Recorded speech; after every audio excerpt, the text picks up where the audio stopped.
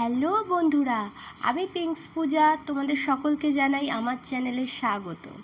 সকাল সকাল সুন্দর করে রেডি হয়ে গেছি বলে হয়তো সকলেই ভাবছো যে হঠাৎ করে শাড়ি ঠাড়ি পরে সকাল সকাল কেন রেডি হয়েছি। আজকে আমি যাচ্ছি আমার বড় মামা শ্বশুরের বাড়িতে, সেখানে অনুষ্ঠান আছে আর বিয়ের পরেই ফার্স্ট টাইম আমি যাচ্ছি সেখানে। প্রথমে ভেবেছিলাম গরমের মধ্যে শাড়ি পরবো না, কিন্তু কিছু করার নেই, যেহেতু শ্বশুরবাড়ি বলে কথা, যেতে তো হবেই শাড়ি পরে। ওদিকে আমাদের গাড়িও চলে এসছে আর আমরা সবাই গাড়িতে বসেও পড়েছি। বাইরে যেহেতু খুব গরম, তাই আমরা ট্রেনে করে যাইনি, বেকার, তো গাড়ি নিয়ে নিয়েছি। আর দেখো আমরা দেখতে দেখতে পৌঁছেও গেছি অনুষ্ঠান বাড়িতে। এই যে দুটো বাচ্চা বসে রয়েছে, এই বাচ্চাটাকে না আমার বর খুব বকেছিল আর বাচ্চা দুটো খুব কেঁদেছিল। ওদিকে আমাদের যার উপলক্ষে আজকের এই দিনটি, তিনিও চলে এসেছেন, আমাদের ছোট্ট পুচকু।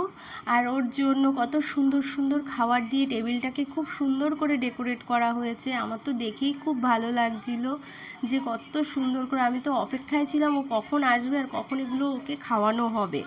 তো পুচকু তো অবশেষে চলে এসছে অপেক্ষার পর।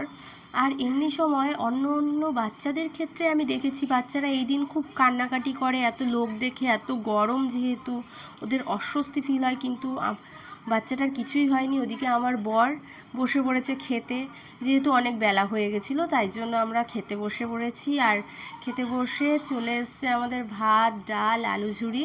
তো আমরা খাওয়া দাওয়ার পর চলো আবার দেখা হচ্ছে তোমাদের সাথে।